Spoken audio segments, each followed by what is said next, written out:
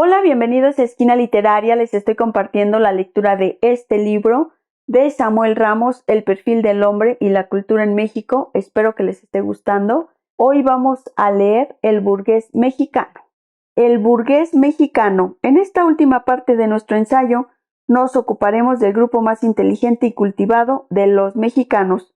El conjunto de notas que configuran su carácter son reacciones contra un sentimiento de menor valía, el cual, no derivándose ni de una inferioridad económica, ni intelectual, ni social, proviene sin duda del mero hecho de ser mexicano. En el fondo, el mexicano burgués no difiere del mexicano proletario, salvo que en este último el sentimiento de menor valía se haya exaltado por la concurrencia de dos factores, la nacionalidad y la posición social.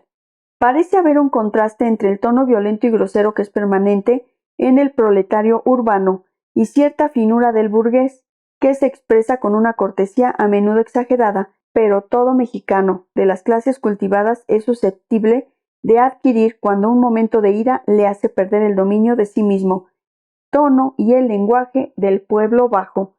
Pareces un pelado, es el reproche que se hace a este hombre iracundo. El burgués mexicano tiene la misma susceptibilidad patriótica del hombre del pueblo y los mismos prejuicios que éste acerca del carácter nacional.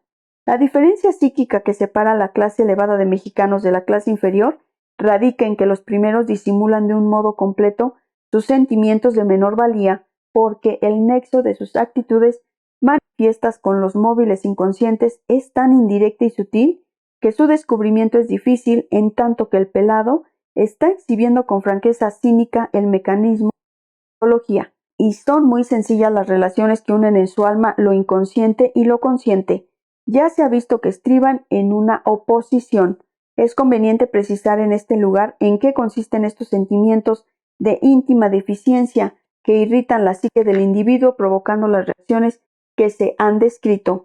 Son sentimientos que el individuo no tolera en su conciencia, por el desagrado y la depresión que le causan, y justamente por la necesidad de mantenerlos ocultos en lo inconsciente, se manifiestan como sensaciones vagas de malestar, cuyo motivo el individuo mismo no encuentra ni puede definir. Cuando logran asomarse a la conciencia, asumen matices variados.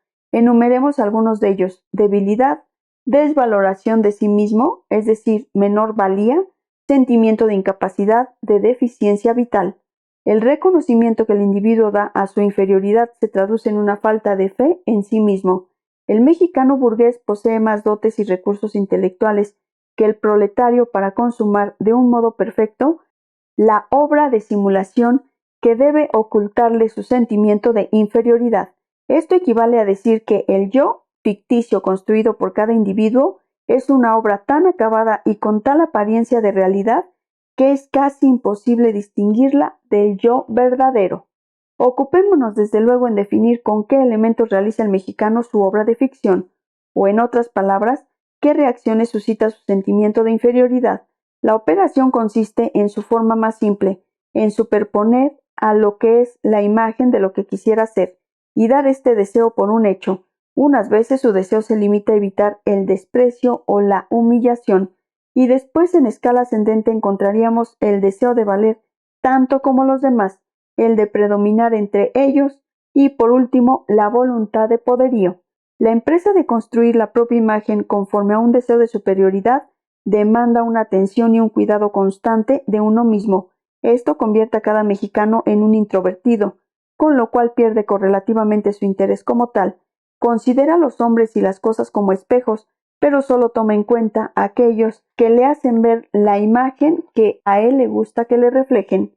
Es indispensable que otros hombres crean en esta imagen, para robustecer él su propia fe en ella, así que su obra de fantasía se realiza con la complicidad social.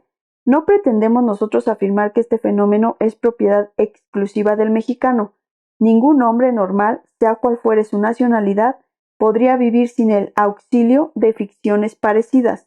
Pero una cosa es aceptar pragmáticamente el influjo de una ficción, sabiendo que lo es, y otra cosa es vivirla sin caer en la cuenta de su mentira.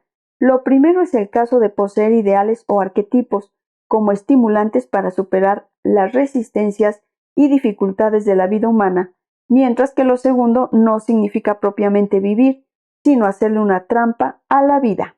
No cabría aplicar a esta actitud ningún calificativo moral, por no derivarse de un propósito consciente y deliberado. Los recientes descubrimientos de la psicología nos muestran que, no por ser ciego, el inconsciente carece de lógica, aun cuando ésta sea diversa de la racional. El mexicano ignora que vive una mentira, porque hay fuerzas inconscientes que lo han empujado a ello, y tal vez si se diera cuenta del engaño, dejaría de vivir así. Como el autoengaño consiste en creer que ya se es lo que se quisiera hacer, en cuanto el mexicano queda satisfecho de su imagen, abandona el esfuerzo en pro de su mejoramiento efectivo. Es, pues, un hombre que pasa a través de los años sin experimentar ningún cambio. El mundo civilizado se transforma, surgen nuevas formas de vida, del arte y del pensamiento que el mexicano procura imitar a fin de sentirse a igual altura de un hombre europeo, mas en el fondo el mexicano de hoy es igual al de hace 100 años, y su vida transcurre dentro de la ciudad, aparentemente modernizada, como la del indio en el campo, en una inmutabilidad egipcia. Podemos representarnos al mexicano como un hombre que huye de sí mismo para refugiarse en un mundo ficticio, pero así no liquida su drama psicológico. En el subterráneo de su alma, poco accesible a su propia mirada, late la incertidumbre de su posición, y reconociendo oscuramente la inconsciencia de su personalidad, que puede desvanecerse al menor soplo, se protege como los erizos con un revestimiento de espinas. Nadie puede tocarlo sin herirse, tiene una susceptibilidad extraordinaria a la crítica y la mantiene a raya anticipándose a esgrimir la maledicencia contra el prójimo. Por la misma razón, la autocrítica queda paralizada. Necesita convencerse de que los otros son inferiores a él. No admite, por lo tanto, superioridad ninguna y no conoce la veneración, el respeto y la disciplina. Es ingenioso para desvalorar al prójimo hasta el aniquilamiento. Practica la maledicencia con una crueldad de antropófago. El culto de ego es tan sanguinario como el de los antiguos aztecas. Se alimenta de víctimas humanas. Cada individuo vive encerrado dentro de sí mismo, como una ostra en su concha, en actitud de desconfianza hacia los demás, resumando malignidad para que nadie se acerque. Es diferente a los intereses de la colectividad y su acción es siempre de sentido individualista. Terminamos estas notas de psicología mexicana preguntándonos si acaso será imposible expulsar al fantasma que se aloja en el mexicano. Para ello es de que cada uno practique con honradez y valentía el concepto socrático de conócete a ti mismo. Cuando el hombre así preparado descubra lo que es, el resto de la tarea se hará por sí solo.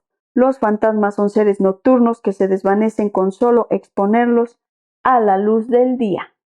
Espero que les haya gustado la lectura del día de hoy de este libro de Samuel Ramos, El perfil del hombre y la cultura en México. Déjenme sus comentarios, compartan la lectura, suscríbanse al canal. Los espero en la próxima lectura. Muchas gracias por escuchar.